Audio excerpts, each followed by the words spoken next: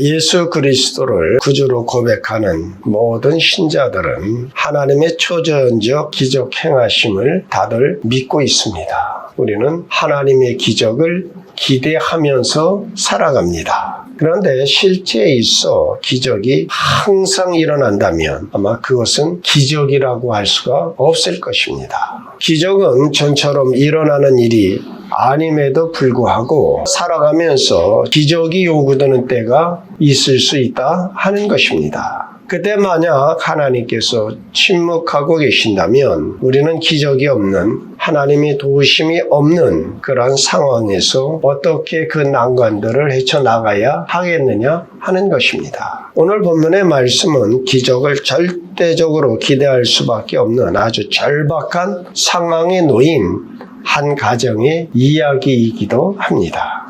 예루살렘에서 한 오리쯤 떨어진 베다니에 3남매가 살고 있습니다. 근데 그 중에 가장 역할을 하던 나사로가 중환병이 들어서 그의 누이들이 사람을 보내어 예수님께 전해주었습니다. 마르다와 마리아는 사람을 보내 이 소식을 전해주면 예수님께서는 오셔서 고쳐주기를 굉장히 기대했을 것입니다. 그때 마르다와 마리아의 심정이 어땠겠습니까? 생명이 왔다 갔다. 성경에서 가장 불쌍한 사람이 뭐예요? 과부와 고아. 그러니까 유대 사회에 남편이 없거나 자식이 없는 여자는 가장 불쌍한 사람. 이제 유대에는 우리보다 더했어요. 사람 수에도 들지 않았어요, 여성들은. 그러한 판에 나사로가 어떤 일을 당한다면 이들은 정말 힘들었겠죠. 나사로가 이런 중병이 들어 생사의 기로에 서 있을 때 그 전가를 보내면서 예수님이 오시기를 얼마나 고대했겠느냐 하는 것입니다. 근데 6절 말씀을 보면 예수님께서는 나사로가 병들었다함을 들으시고 그 계시던 곳에 이틀을 더 유하셨다라고 합니다. 그 후에 베다니에 오시니 나사로는 이미 죽은 지 나흘이 되어 장사까지 치른 후였습니다. 예수님께서 오셔서 오라비를 살려주실 것을 기대하며 기다리던 그 초조한 시간들과 끝내 오시지 않아 오라비가 죽어 장사를 치러야 하였던 그 자매들의 허탈감이나 슬픔은 정말 무엇으로 표현을 하고 어떻게 위로를 받아야 하겠느냐 하는 것이죠. 근데 이러한 비극이 주님을 사랑했던 가정에서 일어났다는 것입니다. 마르다와 마리아는 자신들이 예수님께 사랑받고 있음을 확신했습니다. 그래서 이런 요청을 할 수 있었던 것입니다. 이에 그 누이들이 예수께 사람을 보내어 이르되 주여 보시옵소서 사랑하는 자가 병들었나이다. 마르다나 마리아 편에서 주님을 사랑했고 또 주님도 이들을 사랑하셨다는 것이지요. 그 5절 말씀에 예수께서 본래 마르다와 그 동생과 나사로를 사랑하시더니 예수님께서도 그들을 사랑하셨다는 것이죠. 그런데 그 사랑하는 사람이 중병이 들어 사람을 보내어 그 절박함을 전하였음에도 끝내 주님은 오시지 않으시고 결국 나사로는 죽고 말았습니다. 정말 이런 납득할 수 없는 상황에 우리가 부닥쳤을 때 우리는 이런 삶의 난관을 어떻게 극복해야 하겠느냐 하는 것입니다. 21절과 32절의 말씀을 보면 마르다와 마리아는 슬픔 중에 주님께 하는 말이 주께서 여기 계셨더라면 내 오라버니가 죽지 아니하였겠나이다. 그들의 섭섭함과 안타까움을 한 번에 나타내주는 표현입니다. 하나님께서 지켜주셨으면 내 기도를 들어주셨으면 이런 비극이 일어나지 않았을 것이라고 주님을 원망하는 경우가 우리에게도 얼마든지 있을 수 있다는 것입니다. 우리는 예수님께서 죽은 나사로를 다시 살렸음을 알고 있습니다. 그러나 나사로가 죽음의 자리에 내려가기까지 마르다와 마리아가 겪었던 그 고통과 그렇게 사랑하고 믿고 있던 주님께서 응답하시지 않아 그들이 당한 불안과 의심이 일어났던 순간을 정말 어떻게 표현할 수 있겠죠. 우리는 그것을 함께 살펴보시면서 우리가 겪는 인생의 고통스러운 시기를 어떻게 극복해 나가야 할지에 대한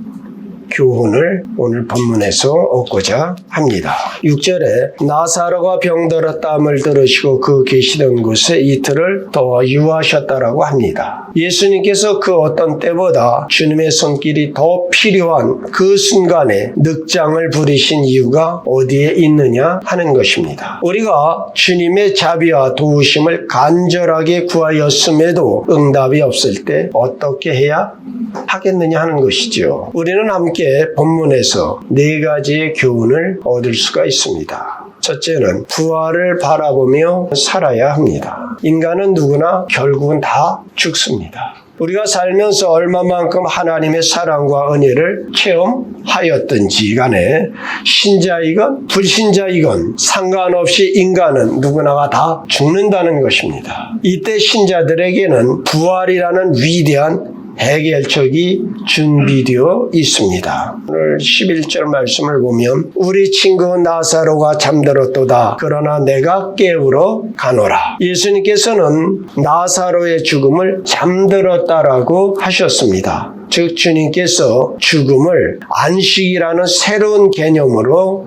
설명하신 것입니다. 부활을 전제하지 않는다면 죽음은 결코 안식이 될 수가 없는 것이죠. 그것은 존재의 소멸입니다. 그러나 부활이 기대되는 죽음은 분명한 안식이다 하는 것입니다. 잠자리에 들면서 절망하거나 통곡하면서 유서를 써놓고 내가 내일 아침에 일어날지 안 일어날지 모르겠다면서 잠자리에 드는 사람은 없죠. 내일이 있을 것을 알기 때문에 잠을 청하며 안식을 누릴 수가 있는 것입니다. 신자들의 죽음은 마치 잠을 자는 것과 같다 하는 것입니다. 그래서 성 프란시스는 죽음을 주께서 허락하신 안식의 선물이라고 했습니다. 이와 같은 부활 신앙을 소유할 때 우리는 죽음을 두려워하지 않을 수 있다 하는 것입니다. 두 번째는 하나님께서 하나님의 영광을 나타내시라는 것을 우리는 믿어야 합니다. 마르다와 마리아는 나사로가 중환병에 걸리자 예수님께 이 사실을 알렸습니다. 나사로가 병들었다는 소식을 전해 들으시고 주님께서는 이 병은 죽을 병이 아니라 하나님의 영광을 위함이라고 하셨습니다. 나사로가 병들어 죽게 된 사건은 부활의 교훈을 가르치기 위한 도구로 하나님의 영광을 위한 것이었다 하는 것입니다. 죽어 나흘이 되어 부패하여 냄새가 나는 그 상황에 예수님께서 오셔서 나는 부활이요 생명이니 나를 믿는 자는 죽어도 살겠고 무릇 살아서 나를 믿는 자는 영원히 죽지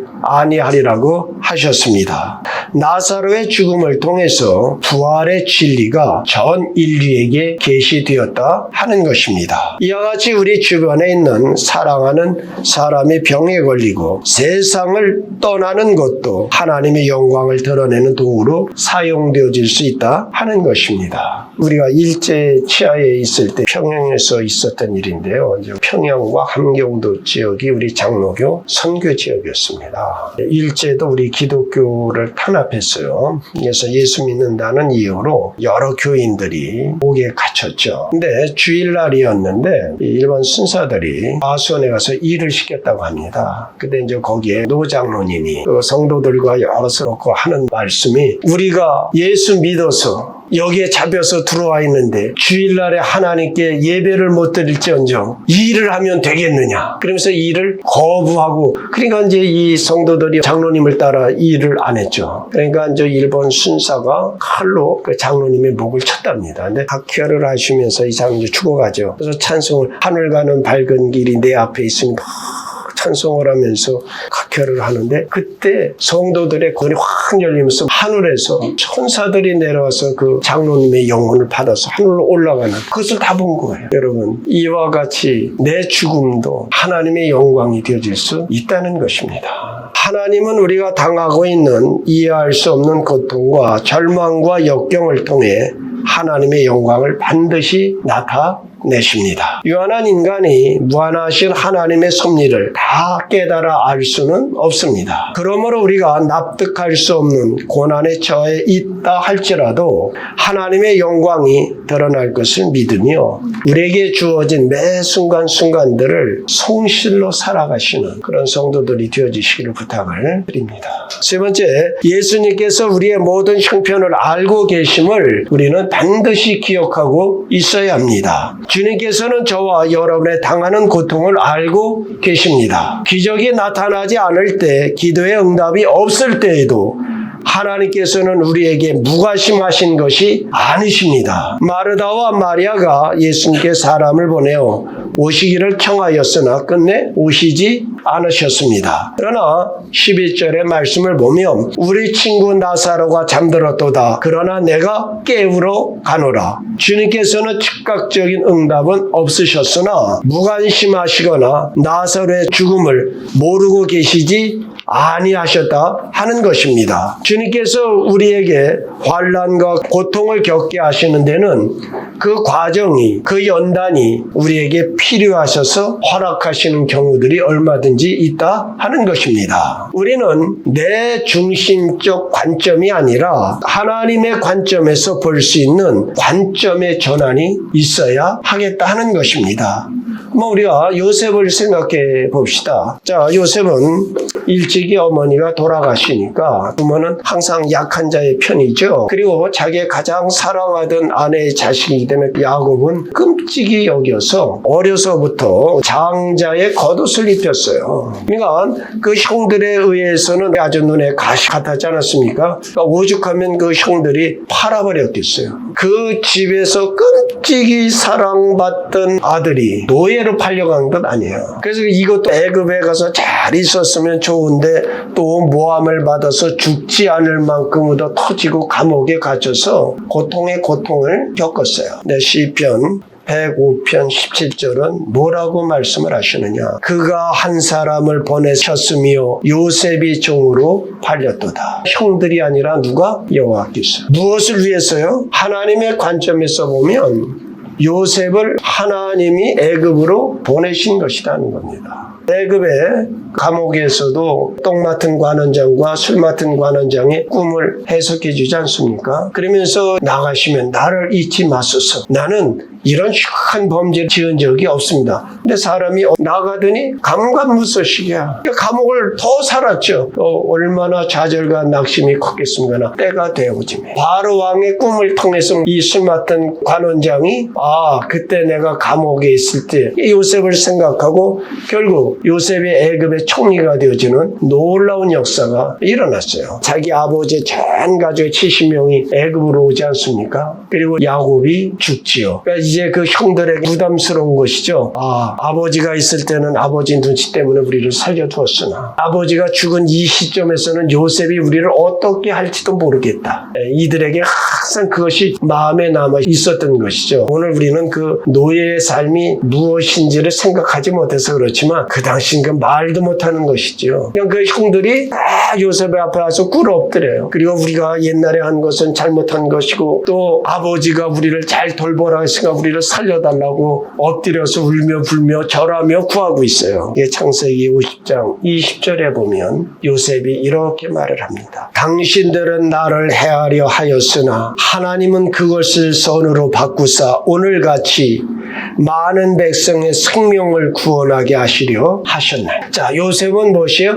오늘의 이 환난을 하나님은 아시고 우리 가정을 살게 하시기 위하여 당신들의 손을 통하여 나를 애굽에 팔게 하셨습니다. 자, 요셉은 무엇이 열린 거예요? 하나님의 관점에서. 그러니까 여러분, 오늘 우리가 복수하겠다 원한을 갖지 마시고 하나님의 눈으로 보시며 이것이 나에게 연단이요 또 이것을 통하여 나는 더 복된 자리로 들어갈 수 있다라고 하는 관점의 전환이 여러분에게 주어지기를 주의 이름으로 축원드립니다. 바뀌셔야 됩니다. 내가 복된 마음을 가지면 여호와는 나에게 복을 주실 것입니다. 모든 것이 협력하여 선을 이루게 하시는 하나님 앞에 잠잠히 때를 기다릴 줄 아는 그런 성도들이 되어주시기를 바랍니다. 네 번째, 주님과 나 사이는 끊을 수 없는 영원한 관계임을 우리는 항상 기억하고 있어야 합니다. 대개의 경우 주님께서는 기적을 베푸셔서 우리의 문제가 되는 고통을 제거하여 주십니다. 오늘 우리들이 그동안에 살아오면서 나도 알지도 못하던 때에 내가 구하지도 않은 때에 기가 막힐 운동에서 얼마나 우리를 많이 건져 오늘 이 자리에 오게 하셨느냐 하는 겁니다.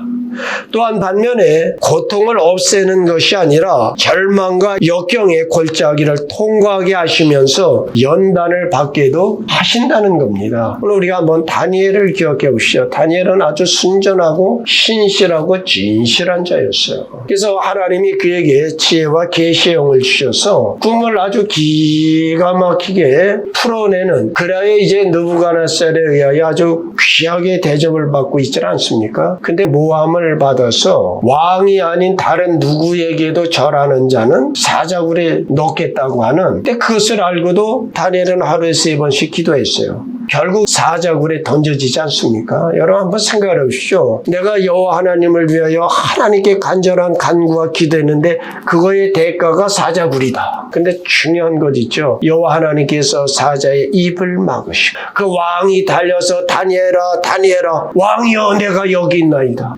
결국 더 높은 자리에, 근데 중요한 것도 있어요. 그게 다니엘서 6장이거든요. 근데 7장으로부터 다니엘은 더 깊은 계시가 열렸어요. 그래서 앞으로 일어난 일을 보고 기록하게 되어졌다 하는 것입니다. 사랑하는 성도들이여, 여러분 고난 중에 있습니까?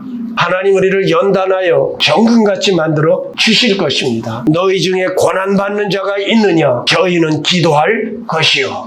기도하십시다. 나사로가 죽은 지 나흘이 지나서 예수님께서 베다니에 오셨습니다. 그리고 오는 모든 세대의 인류에게 놀라운 선언을 주셨습니다. 나는 부활이요 생명이니 나를 믿는 자는 죽어도 살겠고 무릇 살아서 나를 믿는 자는 영원히 죽지 아니하리라. 주 예수를 믿는 사람은 육체가 부활할 뿐 아니라 영원히 죽지 않는 존재가 되어지는 것입니다. 예수 그리스도를 자신의 구주로 영접한 사람은 하나님과 영원한 관계를 맺는 것입니다. 자주 말씀드리죠. 관계예요. 그러니까 우리가 신앙생활, 하나님과 나와의 관계가 가장 중요한 것입니다. 이 관계는 그 무엇으로도 끊을 수 없습니다. 로마서 8장 38절로 39절에 누가 우리를 그리스도의 사랑에서 끊으리요?